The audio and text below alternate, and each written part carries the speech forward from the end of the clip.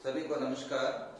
आज का हमारा टेंस है प्रेजेंट परफेक्ट टेंस, यानी पूर्ण वर्तमान काल। परफेक्ट का मतलब होता है पूर्ण। टेंस की शुरुआत करेंगे इसके पैटर्न से। पैटर्न इस प्रकार है, सब्जेक्ट हैज या हैव जो कि हेल्पिंग वर्ब्स हैं, और मैन वर्ब की तीसरी फॉर्म यूज होगी इस टेंस में। इस टेंस में दो हेल्पिंग वर्ब्स हैं, हैज और हैव। हैज हेल्पिंग वर्ब का यूज होगा सिंगुलर सब्जेक्ट के साथ, और हैव हेल्पिंग वर्ब का यूज होगा जब हमारा सब्जेक्ट प्लूरल होगा। सिंगुलर और प्लूरल सब्जेक्ट्स के बारे में पिछली क्लासेज में हम सीख चुके हैं। यह भी ध्यान रखना है, plural subject plus first person. और फर्स्ट पर्सन कौन से होते हैं? आई और वी, यानी आई और वी के साथ भी किसका यूज होना है? हेल्पिंग वर्ब हैव का। वी तो प्लूरल भी है, इसलिए हैव का यूज होगा। और आई के साथ भी हमें यह ध्यान रखना है कि आई के साथ भी हैव हेल्पिंग वर्ब का यूज करना है।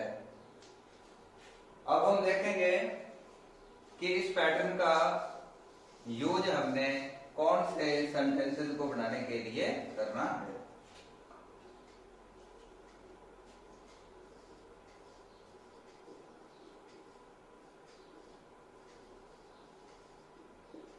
To indicate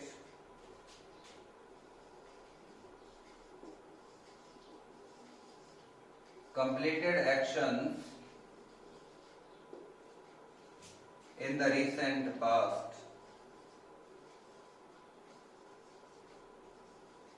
In the recent past, यानी ऐसे कार्य जो कि रिसेंट पास्ट में, यानी अभी अभी जो क्या हुए हैं, कंप्लीट हुए हैं, ऐसे कार्यों को बताने के लिए हम प्रेजेंट परफेक्ट टेंस के स्ट्रक्चर या फॉर्मूले का यूज करते हैं। एग्जांपल के लिए देखते हैं, she has completed her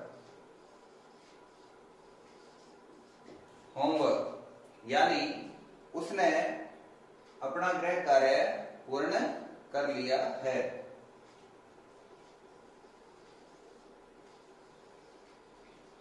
They have taken food, यानी उन्होंने भोजन कर लिया है। इन दो सेंटेंसेस में हम देख रहे हैं कि जो कार्य है वो अभी अभी क्या हुआ है? कंप्लीट हुआ है। She has completed her homework, उसने अपना होमवर्क है वो कंप्लीट कर लिया है, यानी अभी रिसेंटली उसको जो होमवर्क मिला था वो उसने कंप्लीट कर लिया है, अब उसको होमवर्क करने की आवश्यकता नहीं है। दे हैव टेकन फूड, उन्होंने भोजन कर लिया है, यानी अभी अभी रिसेंटली ही उन्होंने भोजन किया है और अब उन्हें भोजन करने की आवश्यकता नहीं है। पास्ट में भी हम देखते हैं, पास्ट इंडेफिनेट में भी कार्य कहां कंप्लीट होता है? पास्ट में कंप्लीट होता है। और अब हम प्रेजेंट परफेक्ट में भी देख रहे हैं कि कार्य कब कंप्लीट होता है? पास्ट में। लेकिन प्रेजेंट जो परफेक्ट है वहां कार्य रिसेंट पास्ट में ही कंप्लीट होता है, यानी उसको ज्यादा समय नहीं हुआ होता। और प्रेजेंट में उसका इफेक्ट होता है, उसका प्रभाव जो है वो वर्तमान समय पर रहता है। जैसे she has completed her homework, उसने अपना गृह कार्य पूर्ण कर लिया है, मतलब उसको अब वर्तमान समय में अपना गृह कार्य पूर्ण करने की आवश्यकता नहीं है, क्योंकि उसने अपना होमवर्क था वो पूरा कर लिया। दे हैव टेकन फूड, अब उन्हें भोजन करने की आवश्यकता नहीं है, क्योंकि उन्होंने भोजन कर लिया। और पास्ट इंडेफिनिट है, ये कब यूज करते हैं हम? ऐसे कार्यों के लिए जो कि पास्ट में हुए थे, जिनको ज्यादा समय हो जाता है। और पास्ट टेंस में ये कार्य ऐसे होते हैं जिनका वर्तमान समय के ऊपर जो इफेक्ट है वो नहीं होता, वर्तमान समय पर प्रभाव उनका नहीं होता। जैसे अपने पास्ट इंडेफिनिट में क्या स्ट्रक्चर यूज करते थे? सब्जेक्ट प्लस मैन वर्ब की सेकंड फॉर्म यूज करते थे। इस प्रकार से सेंटेंस को अगर लिखते शी कंप्लीटेड हर होमवर्क, की उसने अपना होमवर्क किया था, इसका मतलब उसने पास्ट में अपना होमवर्क किया था पहले। अब हो सकता है वर्तमान में उसे जो अब होमवर्क मिला है रिसेंटली, हो सकता है उसने वो पूरा नहीं किया हो। तो यहाँ पे हमने क्या करना है? पास्ट इंडेफिनिट और प्रेजेंट परफेक्ट के बीच में डिफरेंस समझना है कि प्रेजेंट परफेक्ट तो वो टेंस है जिसमें कार्य पूर्ण तो पास्ट में ही हुआ है, लेकिन हाल ही में हुआ है, वो उसको समय कम हुआ है और उसका प्रभाव वर्तमान समय में है। दूसरी तरफ पास्ट जो इंडेफिनिट है उसमें भी कार्य कब हुआ है? पास्ट में हुआ है, उसको कार्य को हुए ज्यादा समय हो चुका है और उसका वर्तमान समय में प्रभाव नहीं है।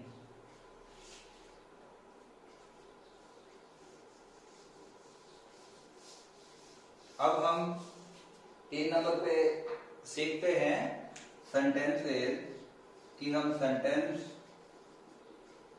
किस प्रकार से ट्रांसलेट करते हैं इंग्लिश में और उनको नेगेटिव इंटरोगेटिव और नेगेटिव इंटरोगेटिव किस प्रकार से बनाते हैं।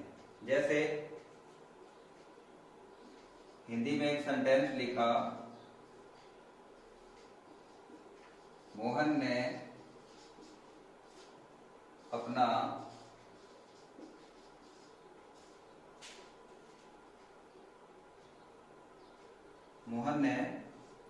अपने बिजली के बिल का भुगतान कर दिया है।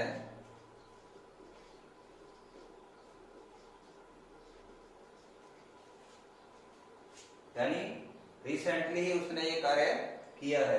तो सबसे पहले अपने क्या लिखेंगे? हमारा जो सबसे पहले हम लिखेंगे हमारा सब्जेक्ट, यानी कार्य करने वाला व्यक्ति कौन है? मोहन।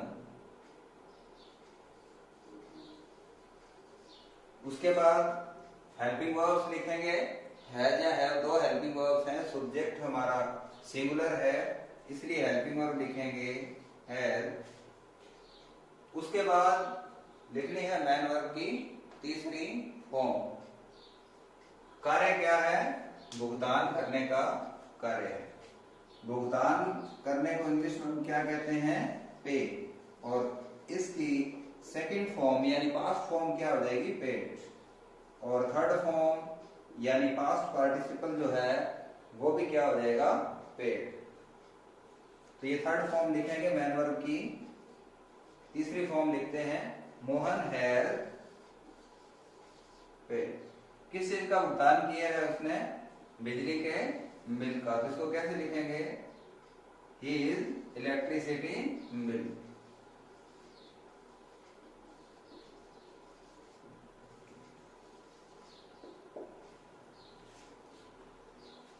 इसको नेगेटिव बनाने के लिए हैज के बाद जो कि हेल्पिंग वर्ब है उसके बाद नॉट लगाएंगे। Mohan has not paid his electricity bill. और इंटरोगेटिव कैसे बनाएंगे? हेल्पिंग वर्ब शुरू में लगाएंगे has Mohan paid his electricity bill. और नेगेटिव इंटरोगेटिव कैसे बनाएंगे? Has Mohan not paid his electricity bill. तो इस प्रकार से हम ये सेंटेंसेस हैं उनको बनाएंगे, ट्रांसलेट करेंगे और उनको नेगेटिव इंटरोगेटिव और नेगेटिव इंटरोगेटिव में चेंज करेंगे। अब हम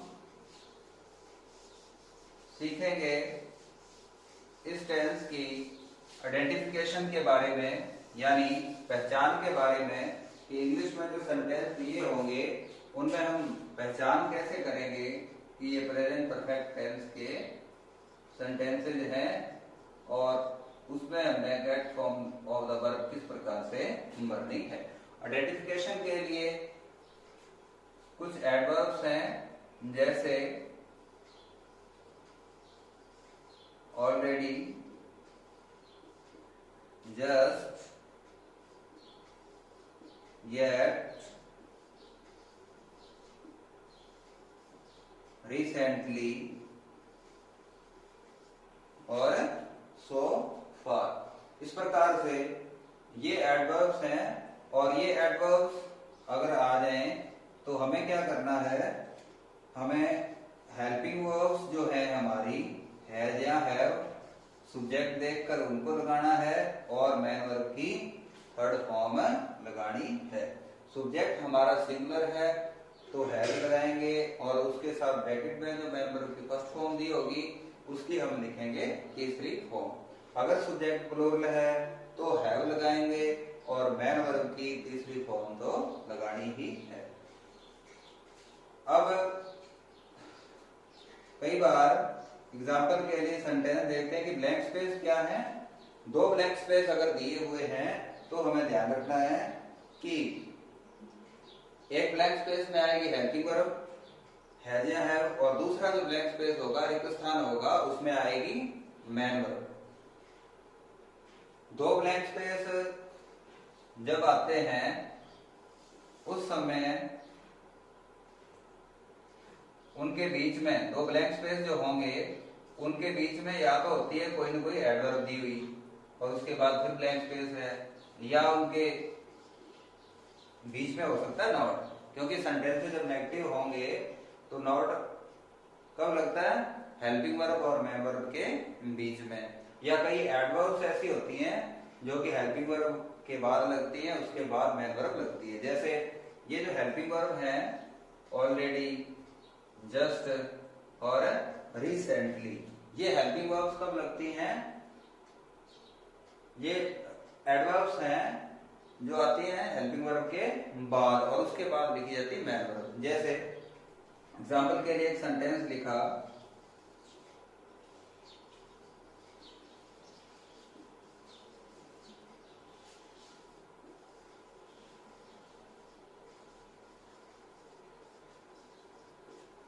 दे, उसके बाद लिखा हुआ ब्लैंक स्पेस, उसके बाद रिसेंटली, उसके बाद ब्लैंक स्पेस, फ्रॉम हियर और ब्रैकेट में वर्ब लिखी हुई है गो। तो दो ब्लैंक स्पेस हैं, हमने क्या करना है, एक ब्लैंक स्पेस में तो लिखनी है हेल्पिंग वर्ब। दे सब्जेक्ट प्लूरल है तो प्लूरल सब्जेक्ट के लिए हम हेल्पिंग वर्ब लिखते हैं है, और दूसरा जो ब्लैंक स्पेस है उसमें लिखेंगे मेन वर्ब की थर्ड फॉर्म गो, और गो की सेकंड फॉर्म क्या है, वेंट, और थर्ड फॉर्म है गॉन। तो हमारा आंसर क्या होगा, एक ब्लैंक स्पेस में हैव यानी हेल्पिंग वर्ब आएगी और दूसरा जो ब्लैंक स्पेस होगा उसमें क्या आएगा, मेन वर्ब की थर्ड फॉर्म आएगी। तो इस प्रकार से हमें इस बात का ध्यान रखना है कि एडवर्ब अगर बीच में है और दो ब्लैंक स्पेस हैं तो एक में तो हेल्पिंग वर्ब लिखेंगे और दूसरे में लिखेंगे मेन वर्ब। ये पांच जो एडवर्ब्स हैं इससे हम आइडेंटिफाई कर सकते हैं कि ये प्रेजेंट परफेक्ट टेंस है और हमने हैज या हैव में से एक हेल्पिंग वर्ब लगानी है और ब्रैकेट में जो फर्स्ट फॉर्म दी हुई है उसकी हमने तीसरी फॉर्म लिखनी है।